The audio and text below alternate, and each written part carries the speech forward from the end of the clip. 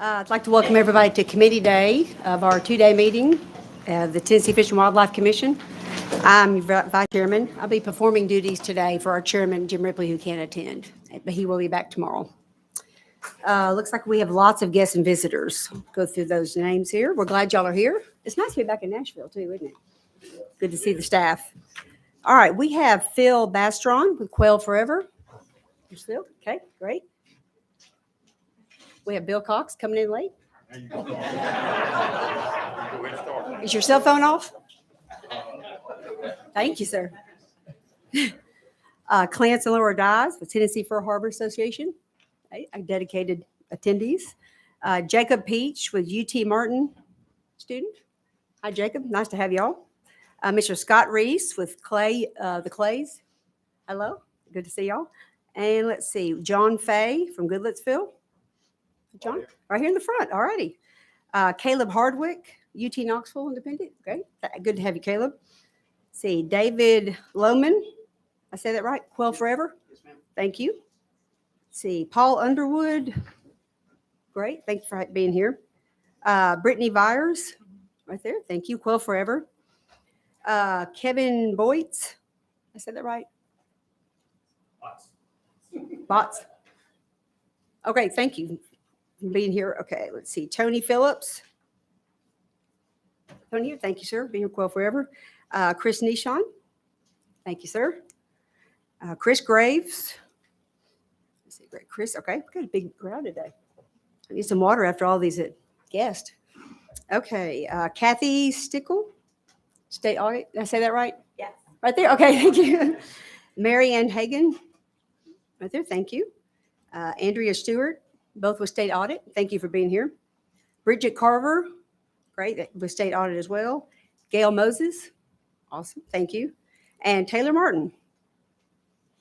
Great, thanks for being here, Taylor. Well, wonderful, thank y'all for being here. We have a lot of guests and visitors, so we appreciate y'all coming. The Executive Director, you have some announcements, sir? Thank you, Madam Chairman. Just a couple of quick things that I've been involved with over the past month, at least since the last commission meeting. The Rural Outdoor Recreation Committee met a couple times. I'm also on board with that called the Recreational Boating and Fishing Foundation. We had a virtual meeting for 2 days, as well as the National Fish Habitat Partnership Board, which I'm a member of too. And we had a meeting just this week. In fact, there's one going on today that I have somebody taking my place to attend that. Met with Commissioner Sawyers and Hatcher again, the TDEC Commissioner Sawyers and Tennessee Department of Agriculture Charles Hatcher, as well as F&A Commissioner, now Deputy Governor Butch Ely, this past month. Just a real quick announcement. We had a death in our agency employed overnight, or at least yesterday. Stan A. Powell. He was an equipment operator out from West Tennessee, and he's very much involved in work going on at Buffalo Ridge. So remember him and his family in your prayers, please. Also, I went and talked to a class up at UT Martin. It was a pleasure doing that. Got to see some students and talk to them about fish stuff and things going on within the agency. And right now, as you know, the National Wild Turkey Federation is having their national convention going on at Opryland. So there's a lot going on there. And then the other thing I want to announce is that Jeff Skelton has been promoted to major. He was a captain. And Jeff, there he is right there. Congratulations to Jeff. I'm sure we'll see a lot more of him. So that's all I have right now, Madam Chairman. Thank you. Thank you, Director. Before we move into announcements, I'm going to have Danette. Can you call the roll? Thank you. Tommy Woods. Here. Angie Box. Here. Monty Ballou. Here. Stan Butt. Here. Wally Childress. Here. Bill Cox. Here. Chris Devaney. Jimmy Granberry. Here. Steve Jones. Here. Brian McLaren. Here. Kent Woods. Hank Wright. Here. Jim Ripley. Chairman, we have a quorum. Thank you, Danette. Do we have any announcements from the commission?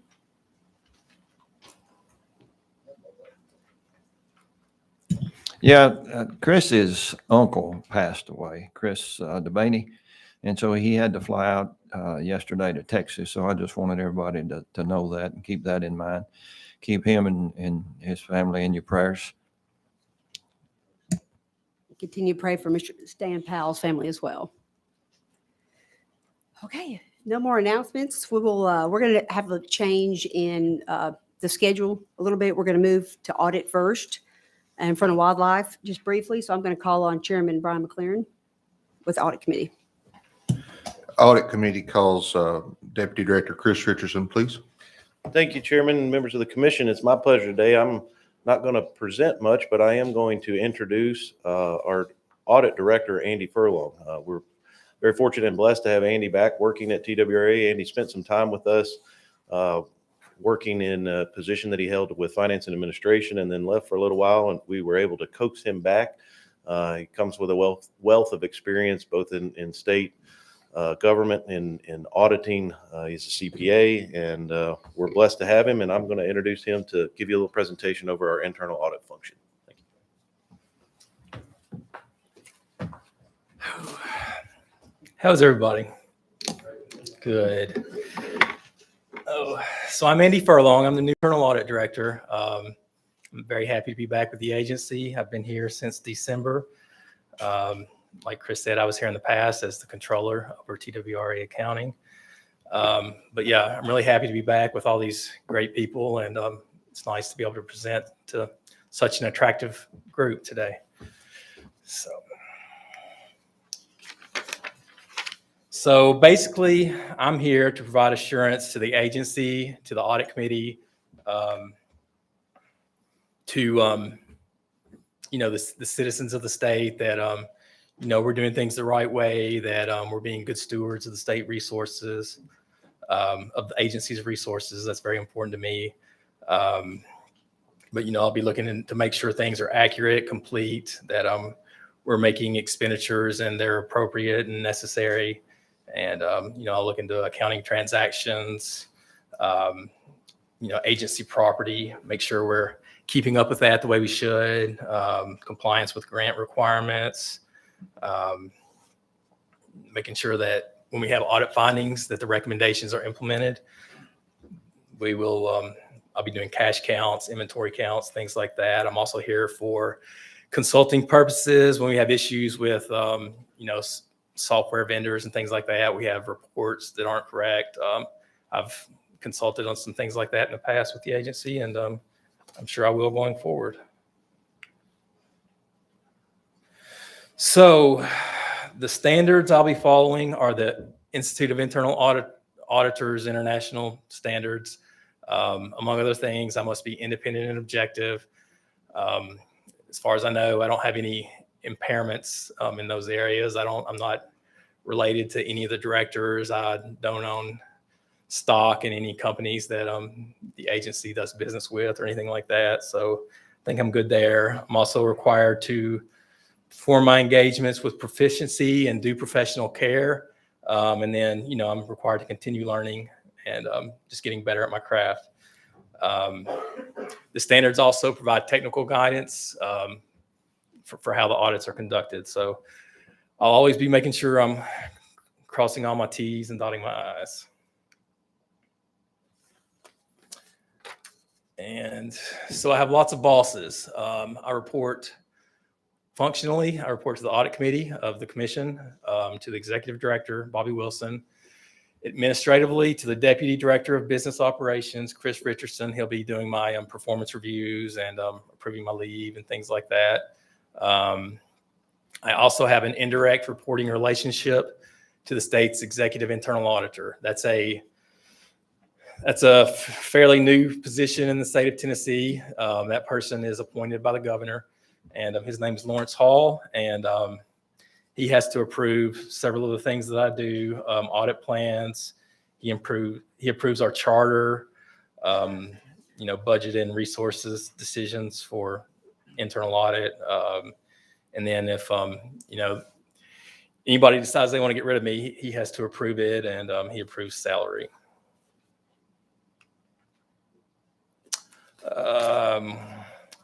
So some of the things I'll be doing as the internal auditor for the agency is I will annually develop an internal audit plan based on a documented risk assessment. So that's on a fiscal year basis. I also facilitate the department's annual risk management and internal control assessment in accordance with the Financial Integrity Act. That's due at the end of every calendar year. We've got it done and submitted for 2021. And I'll be performing internal audits, issuing reports, consulting with agency personnel, inventorying equipment and sensitive items, and I just want to make sure that we're all being good stewards of the agency's resources, and hope you guys will contact me with any concerns you guys have. So I want to spend a few minutes talking about recent external audits and reviews. I've distributed packets, and in those are the reports from these recent audits. And there's also a letter I drafted to the Senate Finance Ways and Means Committee, and it kind of summarizes our recent audits, the audit findings, and the steps that we've taken to implement those recommendations.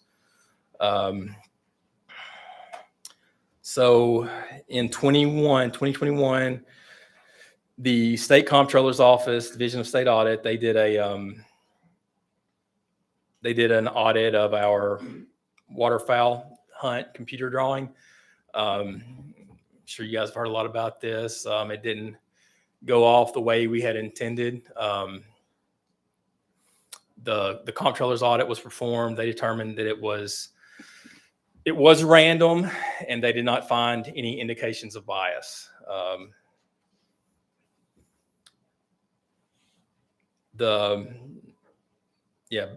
Basically what we had published, what we had communicated to the participants, the draw didn't happen that way, but it was a random drawing.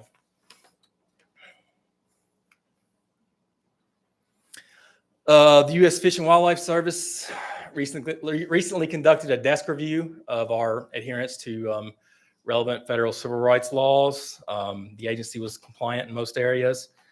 There were some issues with providing information on the use of special equipment for individuals with disabilities, and increasing involvement with minority and disability organizations. These are areas that the agency is continually striving to improve in. I know there's a Moment of Freedom campaign webpage.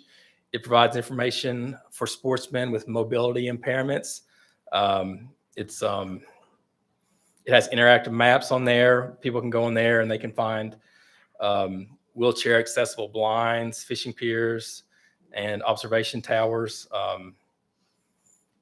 and just things like that. The agency also partners with disabled veterans organizations that provide hunting, shooting, and fishing events whenever possible. In 2019, we were part of the state single audit.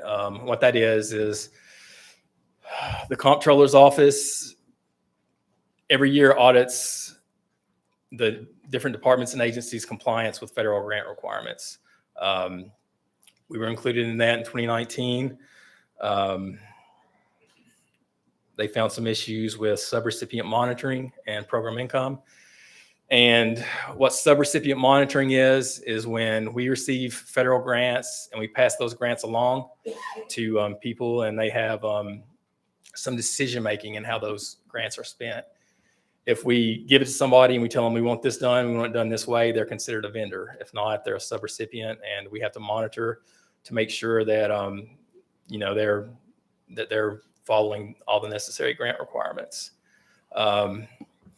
We have made some improvements in that. I know in the program areas, they've been given checklists and instructions on how to do things better.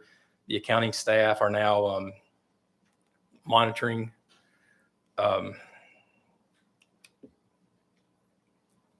they're identifying the amounts that have been paid to subrecipients better. We have to communicate that annually for this state CFA, the Schedule of Expenditures of Federal Awards. We had some issues with that.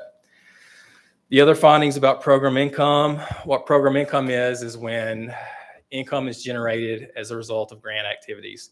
If we buy land with federal grants and then we sell timber on that land, that would be considered program income. Or if we lease that land, it would be considered program income. The agency hadn't been tracking that as well as they should have. It resulted in us receiving more federal grant money than we should have that year. We should have reduced our draw that year based on the amount of program income we received.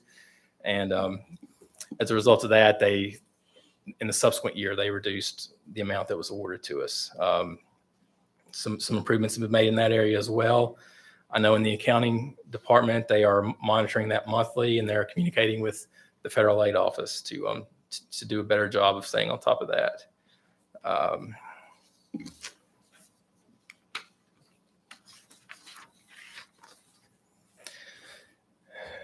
So those were our recent external audits and reviews. We have some that are beginning and ongoing right now. The comptroller's office will be auditing us any day now. They've already started their audit, and I'll let them come up here and talk about that. Also, the U.S. Coast Guard is currently conducting a financial desk review of our recreational boating safety grant. They've sent out a questionnaire. We've responded to that, and I'll let you guys know how that goes. If anybody has any questions now, I can try to answer those for you. If not, here's my contact information. Commissioner Gamebird has a question. Okay. Yeah, Andy, thank you. Welcome back. I know you spent a little time at the airport before you came back. Two questions. The recent audit on the duct blind draw system, in this spirit of transparency, has that audit available to the general public? They can go to the comptroller of the Treasury's website, and they have a database, and you can search that database. And if anybody in the room wants me to send them a link to that, I'd be happy to do that as well. Okay, and your information's on the screen. Yes, Thank sir. you. Second question, you reported on the findings and what was being done about the findings, and the audit's about to start. When they have a finding, do they give us a time frame with which to comply? How does that work? Yeah, that's typically the case, and they'll follow up, and we'll have to respond and tell them the steps we've taken to implement the recommendations from those That findings. time frame is part of their findings? Yes. Okay, thank you, Andy. You're welcome. Any other questions from the audit committee? Yeah, I've got a question. Commissioner Andy, Collins? thank you for that. What is the difference between an audit and a desk audit? Basically a desk audit, they don't send anybody out into the field. They don't send anybody here to us. They just sit in their offices in Washington or wherever they are, and they send us questions and ask us to send them files and answer their questions. So we get a finding that we need to develop information of special use equipment, crossbows, ATVs for individual disabilities, and provide information about people with disabilities for hunting opportunities and the equipment and the whatever. Are they unaware that we sponsor and grant for Wheeling Sportsmen, Wounded Warriors? We've got our Moment of Freedom. Are they not aware of all of the programs that we have to have that finding? That seems to me like that's unreasonable, that we already do that kind of stuff and reach out. Yeah, and I don't disagree. And I know they're aware now because they've recently followed up on those, and I've told them about those programs that we have. Thank you. You're welcome. Any more questions from the audit committee? All right. Well, thank you, Andy, and we're glad to have you back. All right. And I think state audit will be coming up now, and they'll be talking about some of the procedures they're going to be doing to making sure we're doing things the right way. This is Kathy Stickle. I used to work with Kathy in the comptroller's office in state audit. She's very good at what she does, and she'll make sure that we're keeping on our toes. Yeah, you guys got a good one. He used to work with us, but that's your internal auditor, and I'm the external auditor. I'm Kathy Stickle with I'm the director of state audit in the comptroller's office. So we plan, as part of this engagement that Andy referenced, we plan to perform or do a performance audit. I know at some point during a commission meeting, you guys had actually asked for an audit, and we're happy to provide that. I think probably you intended it to be a bit more of a financial audit, but doing a performance audit with financial related objectives is going to allow us to give you much better information and provide much more valuable input. And so that's what our current plan is. So don't think we're ignoring the financial side. We do plan to have financial statement objectives. We had an entrance conference a bit ago with the executive director and some of the staff, and we outlined a little bit about the audit plan and the logistics that we need moving forward. It was a good meeting. And so we have several of our staff. I think they've already been introduced, a couple of the audit managers and a couple of the audit in charges here. And other than that, as you can see from Andy's presentation, you know, it's been a few years since we've been here. Other than the duck blind short review, but it's been a few years, and we're excited to be here, and we hope to serve you well in this function. I've got some cards. I will leave, and other than that, unless you have some questions, I'll move out of the way. Thank you, Ms. Kathy. Thank you. I'll leave those up here.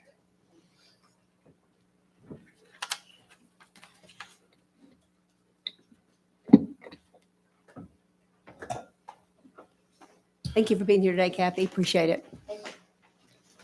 All right, we're going to move back. Thank you, sir. Move back to the original agenda. We're going to start back off with wildlife now. I'm going to call on Chairman Jimmy Granberry with wildlife. Thank you, Vice Chairman Box. So at this point, I would like to call on Jamie Feddersen to talk about the Migratory Gamebird program and the proclamation towards the Gamebird. Yeah, thank you, Mr. Chairman. Good afternoon, Commissioners. Before I start, I'd like to let Madam Chairman, you missed a guest on the list. I think he inadvertently did not sign in, but Chuck Yost is here today. Well, welcome, Chuck Yost. Good to see you again. Thanks for being here. For those out in video land, Chuck Yost is a former staff member with TWRA. So, Mr.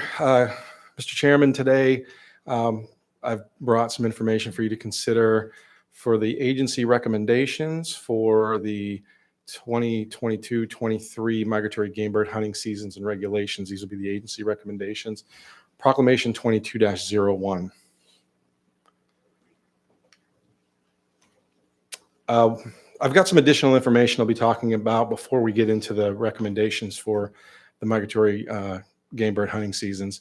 I'm going to give you an update on this past season's Santo crane harvest, talk to you a little bit about some of the public input we've received, and then I'll move into the recommendations. This past year's Santo crane season, and I want to note, please note on the bottom of the slide, it says preliminary results. These are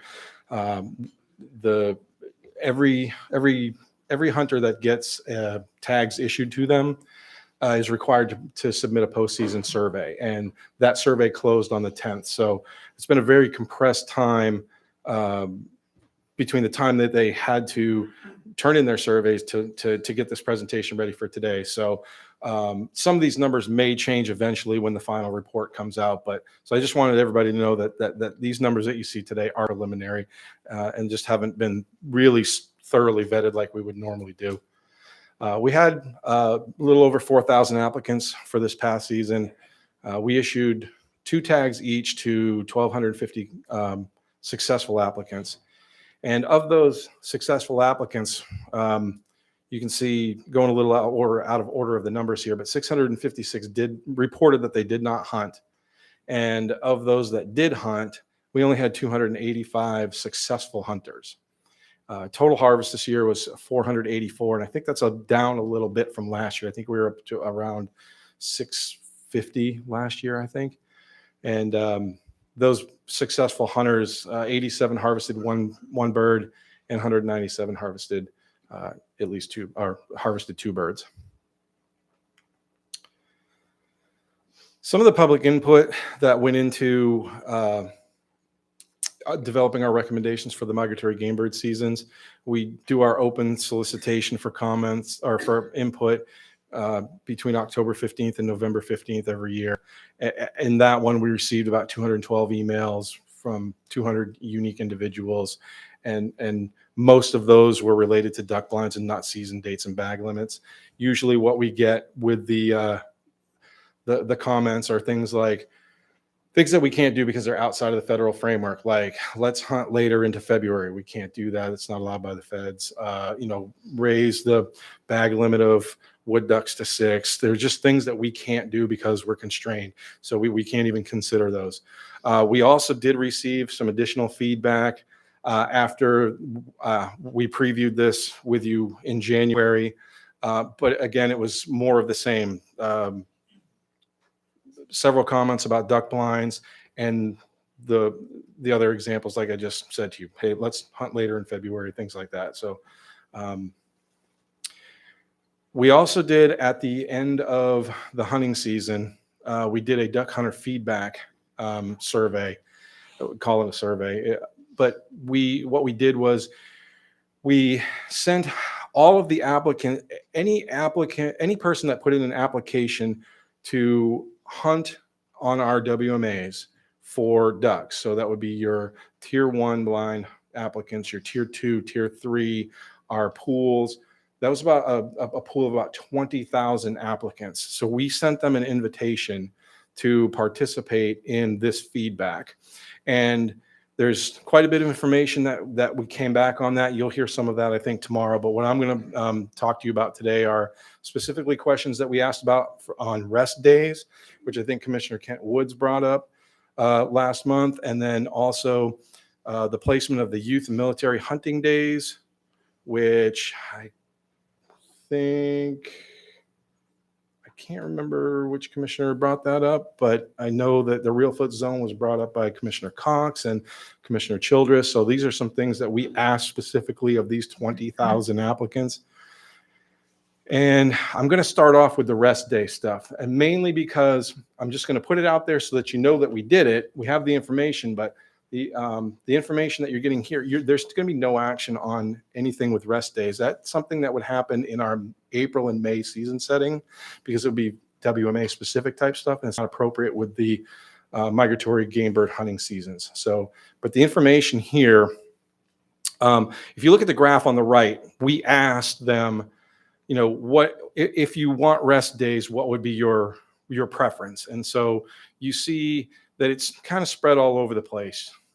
Some people want 1, some people want 2. But we condensed that down just really to look at the left side graph that shows 40% don't want to change, 43% want to change, and 17% are indifferent. So really, it's just not clear cut right there on which direction to go. We dug a little bit further, and if you had a preference for one day, what day of the week would it be? As you can see, it's kind of all over the place, with most people falling sort of in the middle, like a Wednesday or a Thursday. We asked them if you wanted 2 rest days, which days would you want? Again, it's all over the board. Same with your 3-day. There's just no clear cut. This is absolutely what everybody wants. So I think that's the last of my of the rest day slides. So I just given you that as some background information, because I think it's something that you all asked for. We wanted to address it with you right now. And again, these are also preliminary results. You'll probably see these again sometime later. The numbers may change a little bit, but I don't think they're going to change very much. Oh, and just if you're going to be thinking about it along the way, we just want to let you know that we do have some of our duck hunting WMAs already have rest areas established. So we just kind of wanted you to know that we have areas that have closures, and to think about if consistency, how you might think about wanting to lay those out.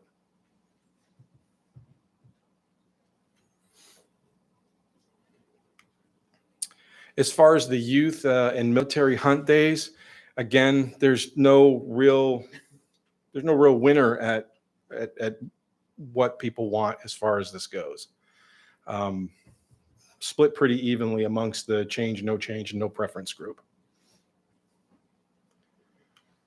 As far as the real foot zone goes, I think we asked, I think the wording was, would you like to see as far as the real foot zone being the same as the statewide zone? It was, that's, I'm paraphrasing that a little bit. It wasn't exactly what those words were. That wasn't exactly the wording of the question, but that was essentially what we were asking them. Do you want the real foot zone and the statewide zone being the same? And so you can see there's a pretty big, there's some indifference between no change and change. And there's a lot of no preference, but we also asked them if they, if they actually had hunted on real foot within the last 3 seasons. So we can maybe tease out the real foot hunters. And so we did that. And when we looked at the responses from just the real foot hunters, again, there's, it's fairly evenly split.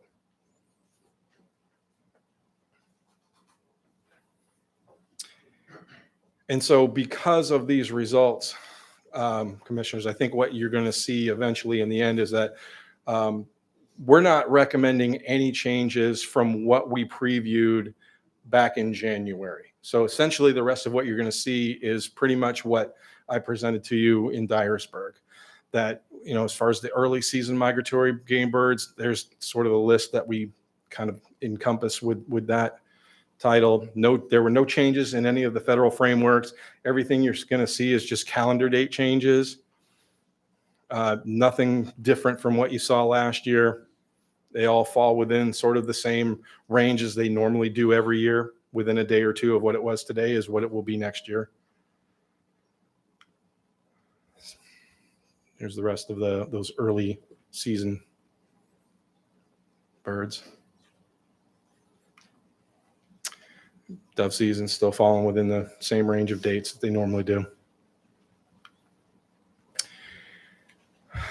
Same with ducks, geese, and coots. There were no changes to the federal framework, so we're going to have next year what we just finished having this year. And again, no change from the agency recommendation from the January preview.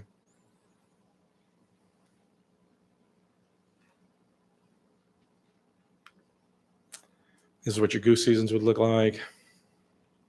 Again, within the same day or two of what they are this year, or what they were this year. White fronts. Just so you know the difference, why we have why I show the white-fronted geese different separately from the Canada geese and the Brant and the snow geese is because those other ones, they get a 107-day season. White fronts only get a 70-day season. So what you don't see on the white front is that September and that October season, but the November and December through February seasons mirror exactly what you saw with Canada geese and snow geese. Like the light goose conservation season. Santo crane season is a tiny bit different than it was last year. Normally we would start the Santo crane season on the same day as the second phase of regular duck season. But because that's going to start on a Monday this year, we felt that we could start crane season on the first Saturday of December and give crane hunters a full 60 days instead of the 58 days that they might normally have. Again, we have our typical closure in the Southeast Crane Zone right around the time of the Crane Festival. And we'll be issuing the same amount of tags next year as we did this year, 2,500 tags to 1,250 individuals. Some slight calendar changes just to accommodate the frameworks.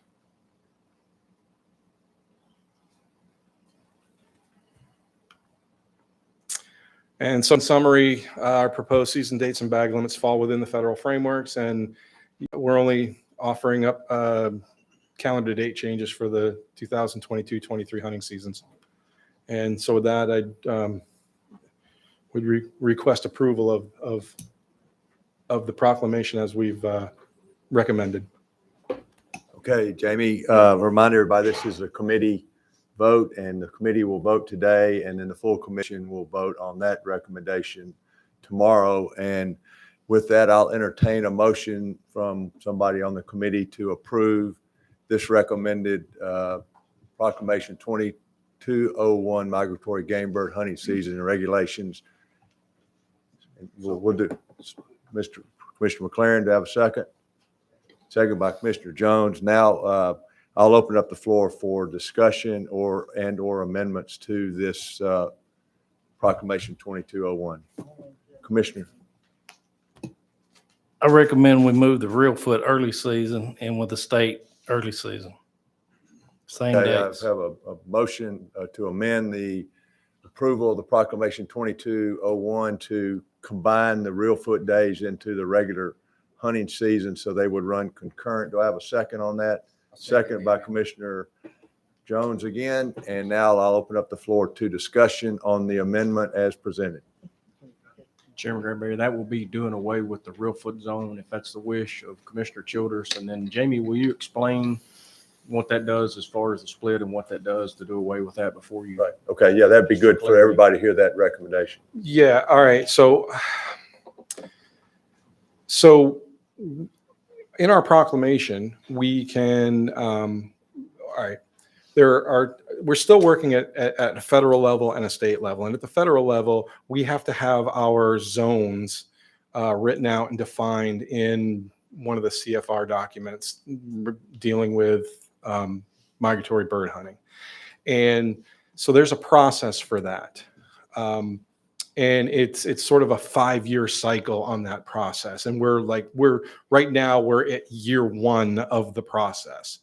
So if in order for us to change our zone designations at a federal level, we can't do that for another, that won't happen for another 5 years because we're at the beginning of that cycle. Now, that doesn't mean that we can't do that in Tennessee. We have, basically what it means is in the federal eyes, we have the zones described. It's up to us whether or not we want to use those zones. Now, when it comes to, if we're talking about taking away the real foot zone in order to get an additional split in the season, we still can't do that for another 4 or 5 years. So we've got limitations in the federal level. You can have no zones and 3 splits, or you can have 2 zones and 2 splits. So in order for us to get to the point where we would have, if the thought is going beyond to make more splits within our season, then we wouldn't be able to have more splits in our season for another 4 to 5 years going through the federal process of changing our official zone designations. I know it's really complicated. We take a 3-day recess to please try to understand exactly what you just said. Yeah. And we don't have to take a test on this, do we, Jamie? So let me just ask the question. Yeah. Commissioner Childress's request is to combine the 2-day special real foot days of hunting into the whole season. So yeah. In other words, everything would be the same. We'd start those first 2 days after Thanksgiving, then we'd be off until December the 5th, Yeah. and then go straight through to January 31st. And that would give us the full 60 days. Yes, we can do that in our proclamation. And his amendment as presented has been motioned and second, and we need to vote on the amendment, and then we go back to the whole proclamation, correct? I believe that is the correct, process. Chris? I'm looking for, I don't see where Tracy's. Chris, at, is but I know that, Tracy, is that correct? Right. I'm trying to still understand. So we're going to combine the season. So the real foot season would be the same as a statewide, exactly when the dates are, 60 days, the 2 days. You're just taking out that special 2 days for real foot only. And then we're going to vote on the amendment, and then the amendment flows back into the proclamation, and we vote on the proclamation in its entirety. That's correct. Okay, thank you. Thank you. Go ahead, Chris. If these dates are combined, Jamie, how many splits will we have in Tennessee? Well, it's not splits. They're the segments. If we combine these two, we'll still have 2 zones in as far as the Fish and Wildlife Service is concerned. But in Tennessee, we will have 2 segments. And that's the maximum we can. That's the maximum that we can have right now because we have 2 zones defined within our state. Okay, we have a amendment by Commissioner Childress, second by Commissioner Jones, and we'll start down on the end with Commissioner Wright to ask any questions about the amendment as presented. So I think what Commissioner Childress is recommending is that the real foot zone phase 1 dates be November 26th and 27th, just like the remainder of the state, but everything on the slide stays the same. Is that right? Okay. Hey, Terry, could you unhide the slide that's after this? I think it's the calendar representation. I think it's a hidden slide. It might be a little bit easier for the commissioners and everyone to see. Mr. Jones, did you have a question? Commissioner Childress, Commissioner Box, Woods, Commissioner Butts, Commissioner Claren, Mr. Blue. I'd just like to say I'm for this as well. Wally, that's a good motion. I think it needs to be unanimous, just like the rest of the state. 1 season. Thank you. Okay, we have a motion on a second on the amendment. All those on the Wildlife Committee, say aye to approve. Aye. Opposed? Okay. Excuse me, the motion carries to amend the proclamation as presented. So we're back to the original motion as amended. Do I have a motion? Second. Second by Commissioner Childress. And do we have any discussion? Any questions? Okay, seeing none. All those in favor say aye. Opposed? Motion carries. Thank you. Thank you, Mr. Chairman. We'll get those changes made to the proclamation and have them ready for tomorrow. Are you going to go right into some summary of the surveys now? No, I think that was included in my presentation with the real foot. Okay, so and- you've yeah. already done it. Okay, so Yes. so you're present. You're done. Yes. Okay, thank you, sir. Thank you. Okay, so I know there's some people here wanting to speak on behalf of some wildlife issues. And if you would come to the microphone and state your name and try to limit your comments to 3 minutes if possible. Thank you.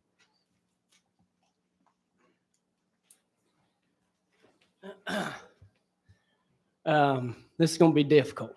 I'm an educator and I'm used to talking for about 50 minutes. So I'm going to go pretty quickly, but if you won't hit the red light, we'll be good. What'd you say, sir? That's right.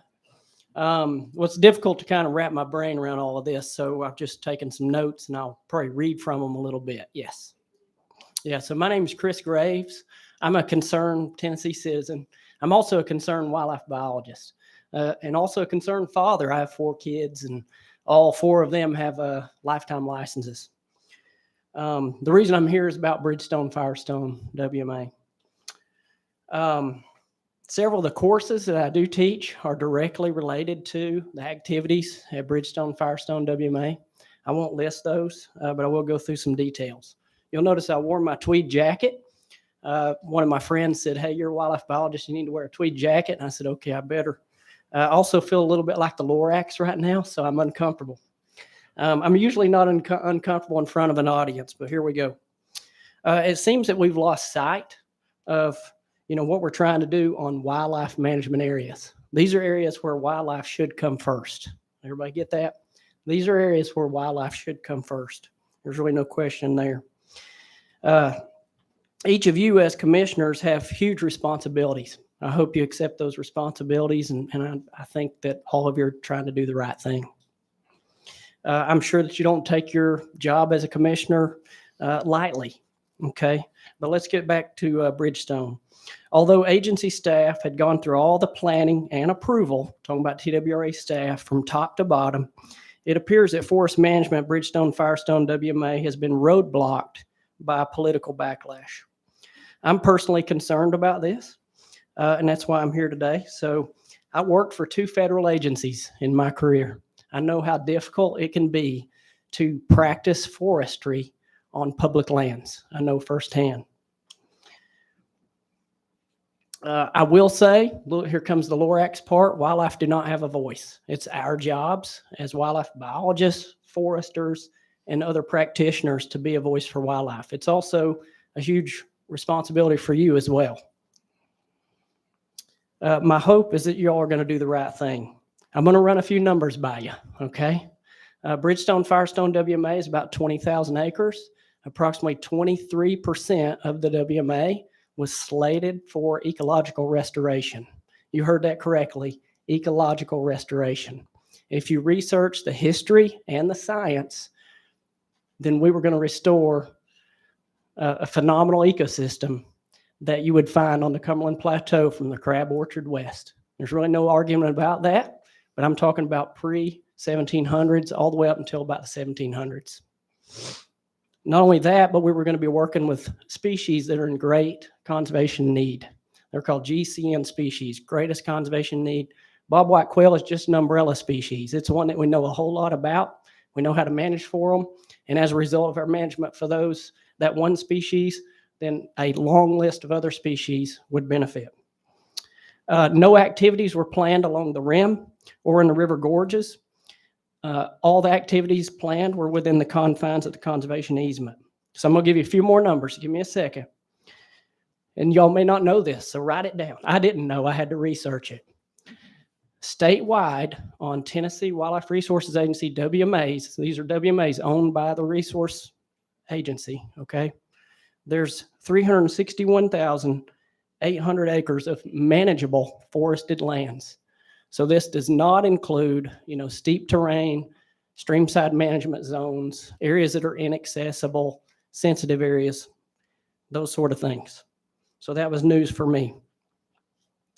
To me, we have an opportunity, and really I see it as an obligation to do the right thing for wildlife in the state of Tennessee. So I want to mention this. Forestry and wildlife conservation go hand in hand, all right? Wildlife conservation is actually rooted in forestry. Both are branches of science. I'm almost done. Forest management is a critical tool to achieve ecological restoration and various wildlife management objectives. Aldo Leopold added forest management as one of the primary tools to achieve wildlife conservation success. So, are we going to let dedicated professionals conduct science-based wildlife conservation on over 360,000 acres statewide? Because this is what's at stake. Very important to understand this. This is bigger than Bridgestone. This is what's at stake. Are we going to let these dedicated professionals do their jobs on a lot of land, almost 400,000 acres? Or are we going to fold and turn the keys to conservation science over to opinions and emotions? That's a slippery slope. It's dangerous. It's not what we need to do. So TWRA's forest management program statewide is now being threatened, and I'm pleading with each of you, and you can hear the emotions. I mean, I'm fired up. If I had an hour, you'd need to buckle up, okay? But I'm telling you right now, I'm pleading with you, please, take a stand in the name of science and conservation. Please, don't back down. Mr. Graves, thank you so much for your comments and your data points, and we appreciate your taking the time to come speak to us, and we look forward to pushing this projects and all these projects down the road, as you stated. Okay, thank you, sir. Thank you. Appreciate you.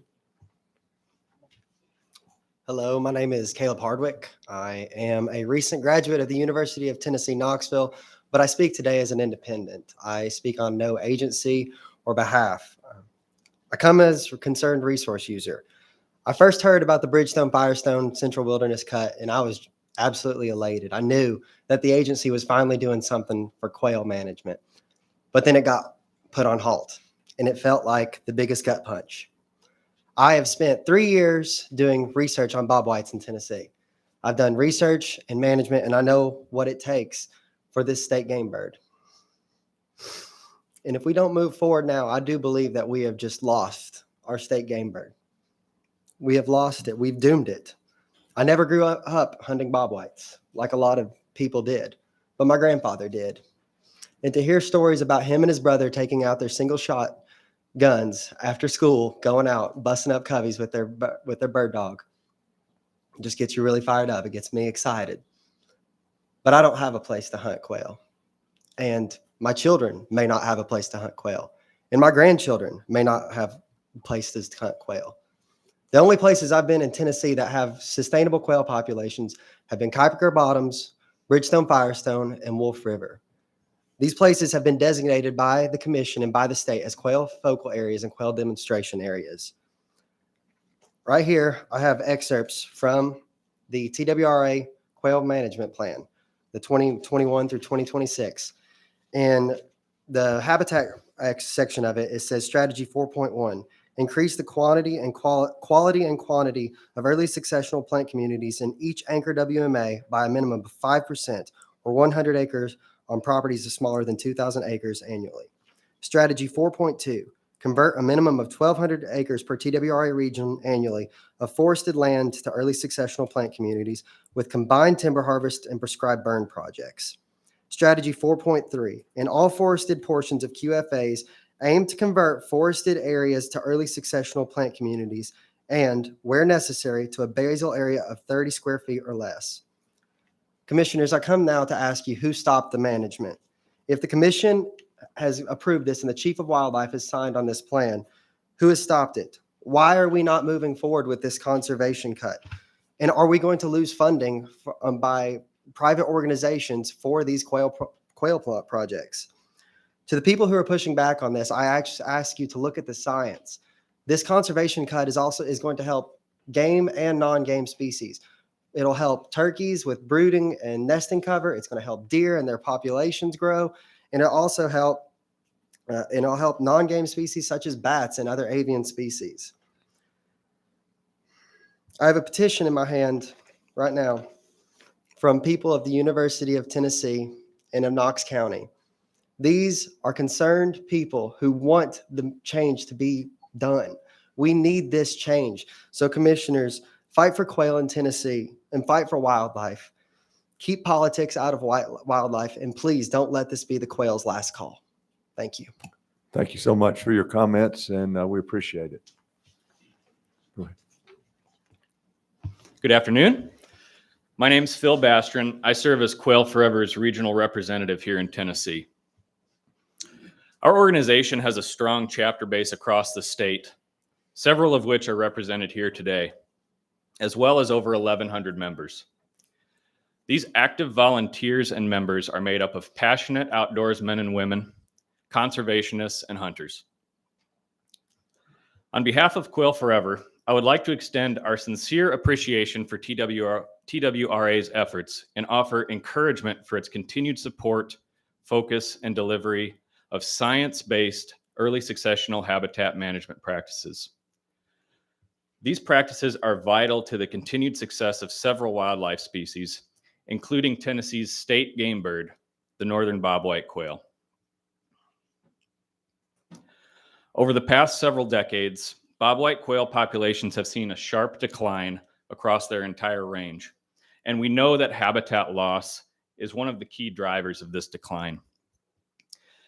In addition to supporting quail populations, early successional management practices help to ensure a healthy, biodiverse ecosystem for the benefit of a wide variety of species, plants, and insects. Once again, I want to thank TWRA and the Commission for its commitment to science-based habitat management practices across the state. Quail Forever strongly supports the agency's efforts and vision for quail restoration to ensure that Tennessee enjoys an abundance of wild bobwhite populations for decades to come. Thank you.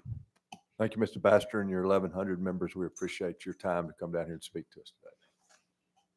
Good afternoon, everyone. I am Brittany Vyers. I am the Tennessee Quail Forever State Coordinator. I'm also here to talk about Bridgestone Firestone. But first, I'll give you a little bit of background about our program.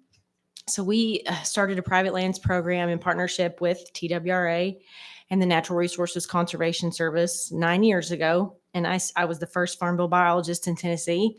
And I'm very proud that I'm the state coordinator now.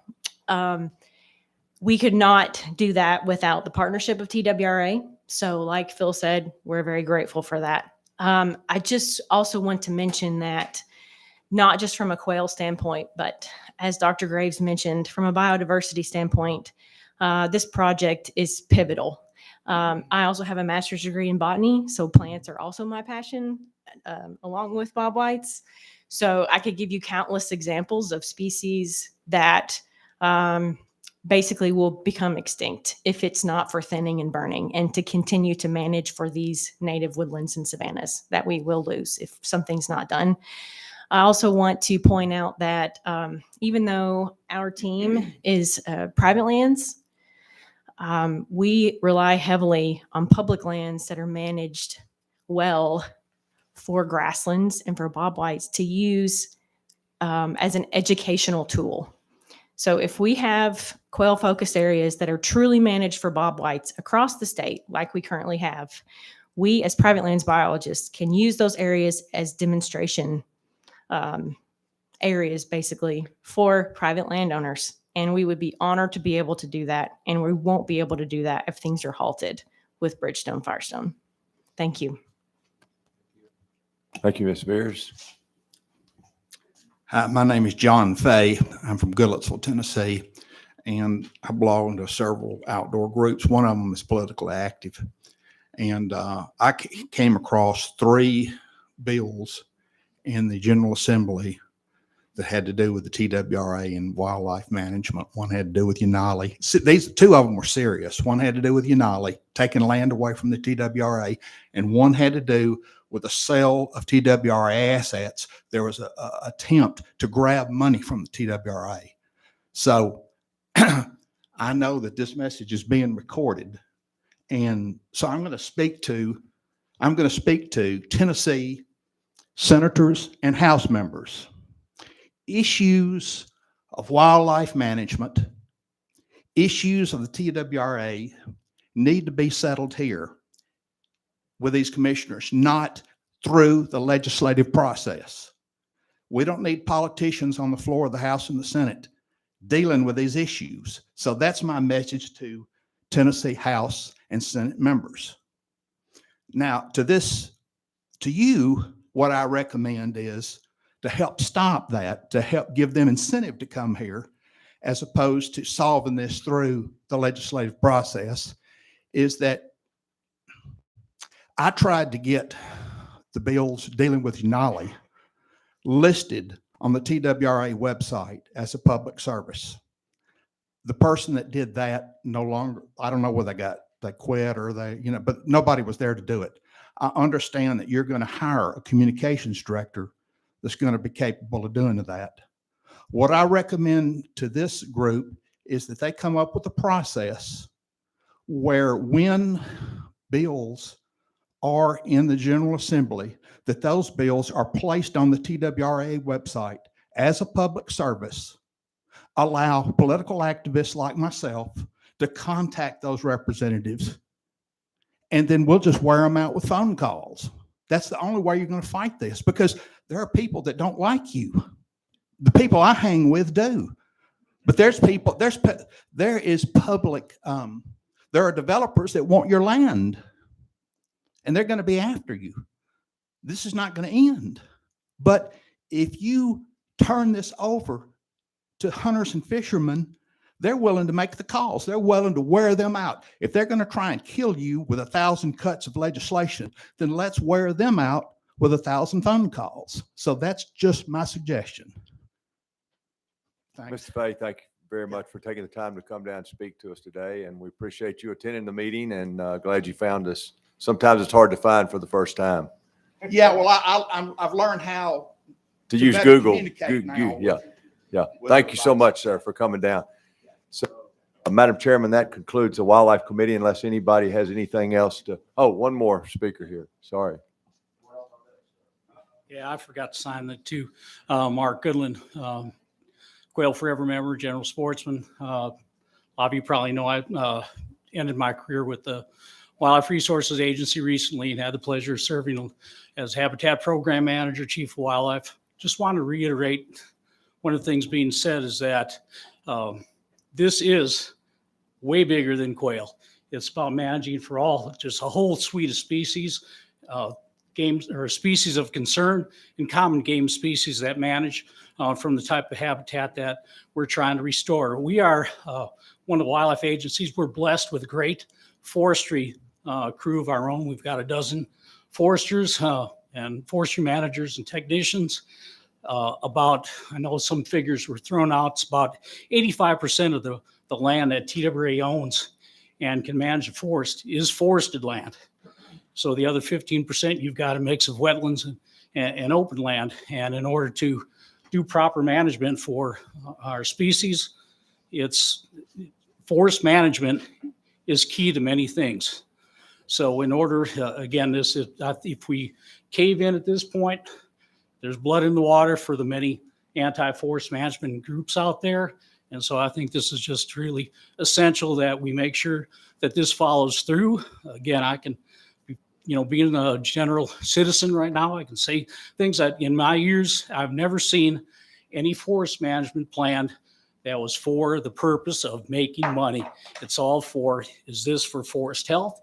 Is this for good forest and for good wildlife management? So it's nothing about the money. It's about what we're doing with the property that we own to benefit the wildlife resources. And so I hope you'll keep that in mind as we move forth. Thank you. Thank you so much.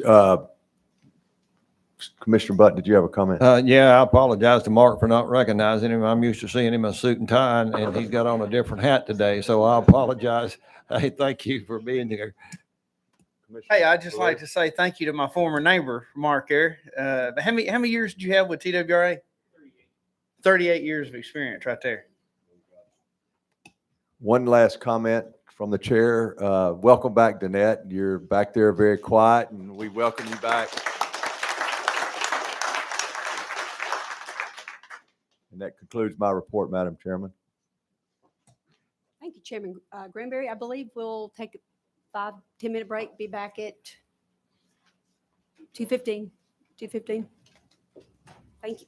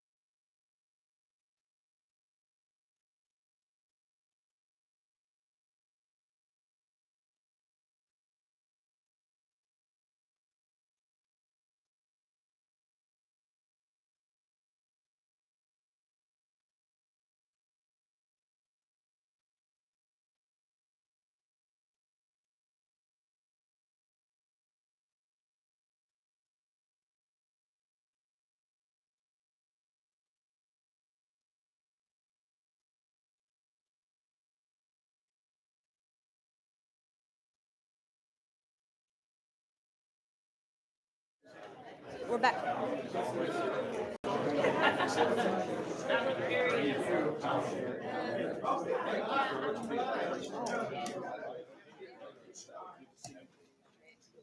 All righty. Everybody's rested and back in the seats. I'd like to call on. Yeah, I'm just thinking about. I had a thought on something else. But yeah, I'm going to call on Commissioner Steve Jones for comment, and then we'll move on to other committees. Thank you, Mr. Chairman. I just wanted to, I didn't want to go any further. I hope that all the Quail Forever folks and the folks that were speaking out on the bridge yet, but I know some of them have. But I just wanted to let them know that this commission has been really supportive of quail restoration and the restoration of early successional habitat, even, going as far as to approve the plan last year. And we even initiated some additional funds to expedite that plan last year, and have supported and passed the quail initiative. But it was obvious, although we've not taken any action on Bridgestone ourselves as a commission, it was obvious that there was a pause that needed to be taken in order to educate some people that had maybe just got one side of the story. And so, I can tell you that there have been commissioners, myself, off and on the Hill over the last couple of weeks, telling the science-based conservation story to our legislators. And I think that we're making a lot of headway. And so I think the reason I'm saying this, I think it really is just a pause until we can get everybody comfortable with the direction that we're moving. But I appreciate all the comments that were made, and I certainly share that sentiment that a lot of people shared this afternoon, and I appreciate it. Thank you so much. I want to add to that. Thank y'all for being here. That was emotional to hear. So I appreciate y'all being here. And we know that's very important. So thank you. I'm going to call on Chairman Cox for real estate and budget. Thank you, Madam Chairman. Susie Spriggs has a presentation. Ken Tarkington will be next.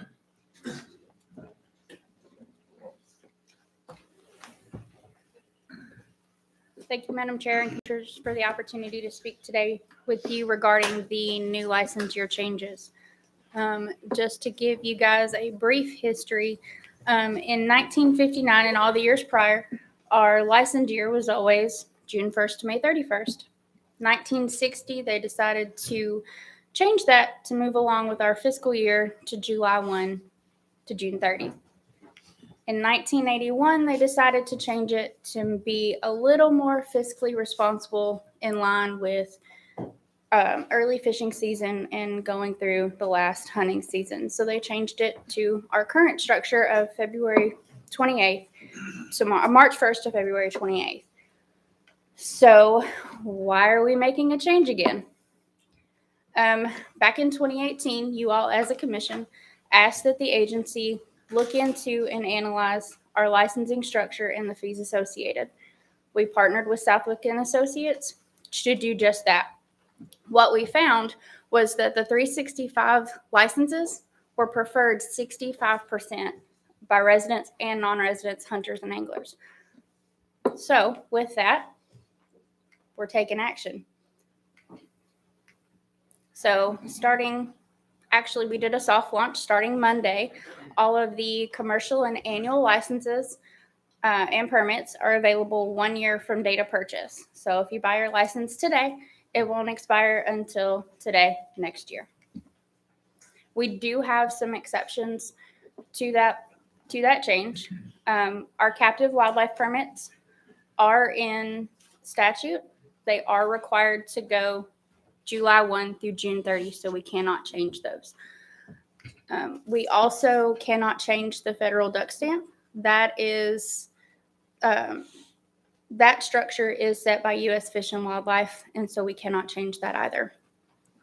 To go along with the federal duck stamp, what we've done is we're also making the migratory bird permit a July 1 to June 30 expiration so that we can ensure that Jamie is able to properly give the feds some clean numbers. Also, slap basket tags.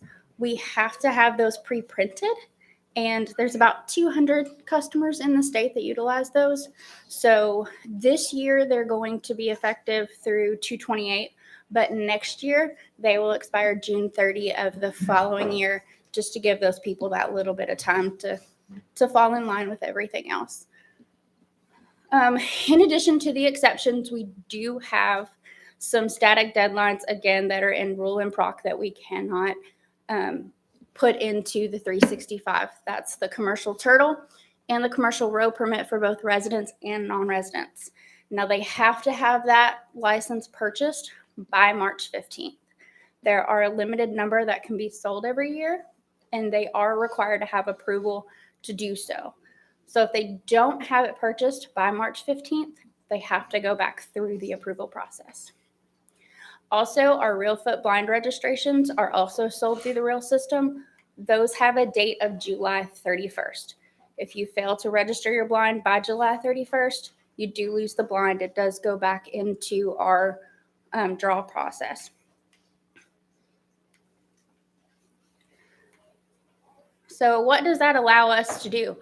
The cool thing is it opens up our window to start marketing 12 months out of the year. Right now, Jen and her team heavily market for 9 months out of the year to everybody. And then there's a 3-month window where we focus on non-residents and folks that are going to be making short-term trips. But opening that back up, we'll definitely see an increase in recruitment there. The cool thing is we're joining the ranks, but we're also on the forefront. There are now 10 states, if you include us, that are going 365. As you can see, Ohio is the only state that's shaded differently besides us, because Ohio offers 365 for their 3-year, 5-year, and 10-year licenses, which is something that we don't offer, but they also offer those on a 365, which I thought was pretty cool. All the states that are still in white have not quite moved to that process yet. But speaking with my colleagues across the state, it does seem like that is a common eventual goal. So when you look ahead and what we're looking to see, and I know that's something that Commissioner Cox is probably going to ask me here in a second, so I'm going to go ahead and tell him. We're probably going to see a short-term dip in federal certifications just due to the changes in the purchasing behaviors of people that are going to move forward. We do think we're going to see an increase in overall sales, just because when people go out in the woods, you may or may not want to buy a license because it's going to expire in February. Why do that? You feel like you're wasting money. In this case, people are going to have a license that's going to be good all year round. So that we do think that that's going to help with recruitment and retention. Like I said before, that gentleman or that lady that doesn't buy a license until November, they still have a license all year round. So we're retaining them to maybe even go fishing in the spring. As you can see on the left-hand side, we have our durable cards that will be available for this year. We've got a largemouth and we have, or small, sorry, we've got a bass and we've got bucks playing in the field. One thing to note is we do have an additional card coming later in the spring. I love you, Commissioner Box. It's a raccoon. And please don't tell me it's a raccoon. It is.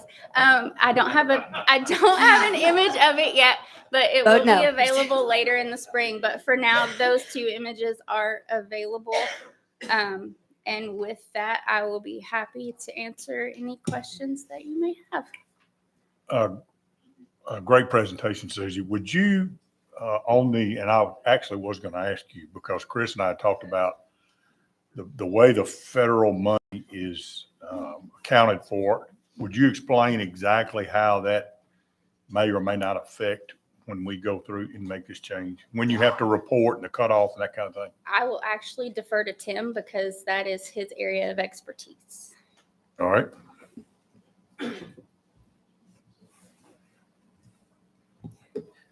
So I believe that, there's more than just the number of licenses sold that go into that equation. How much federal money we receive is also based on how big the pot is in the trust funds each year. And that's probably got way more of an influence than the actual number and dynamics of license sales through years.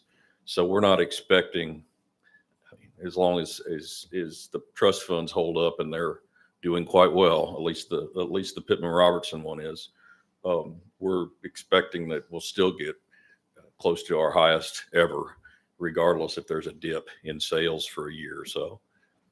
But I'm asking what causes the dip, because you have to report licenses at a certain month. Yeah. We may have fewer renewals at that month. Yeah, Talk about that. The timing thing in terms of whether people have all bought at the time when that certification occurs, that may be what the dip is. But it doesn't affect us until a few years down the road anyway, because I think we go back 2 years for certificate. So FY23 is based on license sales 2 years ago. That's the. What do you expect that dip to be? You have any idea? I really don't have an idea. I think it'll be slight. Okay, thank you. Any other questions? Anybody? Hank? Thank you, Wright? Commissioner Cox. Just a question for either one of you. Thanks for all your hard work. Thanks for what you do. I know we don't make as a commission very many decisions based on revenue gain, revenue loss. We're really following science and data and the resource and opportunity, et cetera. But my question is, do we have any data on the 8 or 10 states that are at 365? What happened to their revenue? And that may be a question we've asked before and I've forgotten the answer to. So That is actually a question that I've already posed, and unfortunately I'm awaiting that data. So as soon as I have it, I will make sure to relay that to you guys.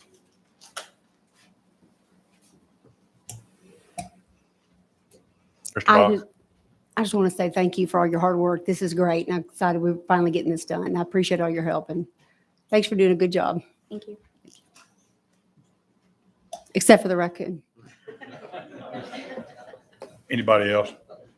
Okay. Because of Commissioner Wright's question, you're asking us to approve this now. No, sir. This is simply informational. It's live. You all have already approved it. It's live. It's just an informational presentation. So if the other 10 states come back and say, I wouldn't do that because you're going to lose $5 million, no worries. We're good. Good. They've already given me preliminaries The that they've peanut seen a gallery small has said dip. we're good, so I guess we're okay. They've given me preliminary that they've seen a small dip, but they did begin to see an increase once purchasing behaviors started to even out a little bit. It's not going to be too much, but statistical data, numbers, hard numbers is what I'm still waiting on. Yeah, I think we're all right. I talked to Mississippi several years ago when we talked about this before, and they didn't experience one way or the other in sales. They just kind of consistent. So everything's going to be all right. Any other questions? Thank you, Susie. Thank you, sir. Mr. Tarkington.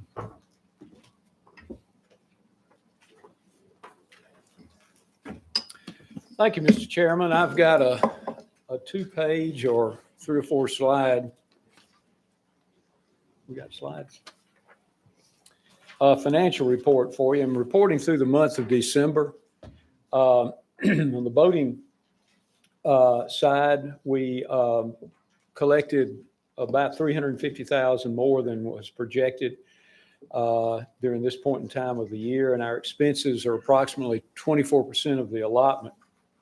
And next slide on wildlife, we collected $990,000, close to $1 million more than what was projected. And the expense to date is approximately 35% of the annual allotment.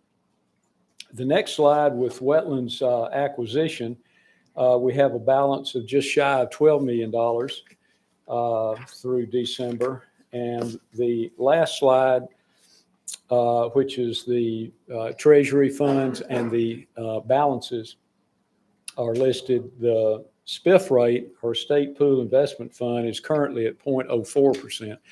I would say the last 3 months, I believe, we've experienced a slight decrease in the value on the invested funds, simply due to the markets.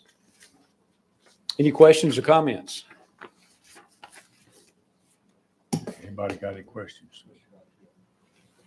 Commissioner Cox, Chairman Cox, we were discussing in previous meetings about the potential of changing some funds around to get a better return in other state funds. Where does that stand?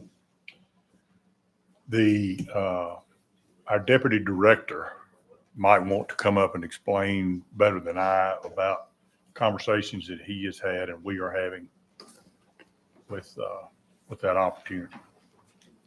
Thank you for asking.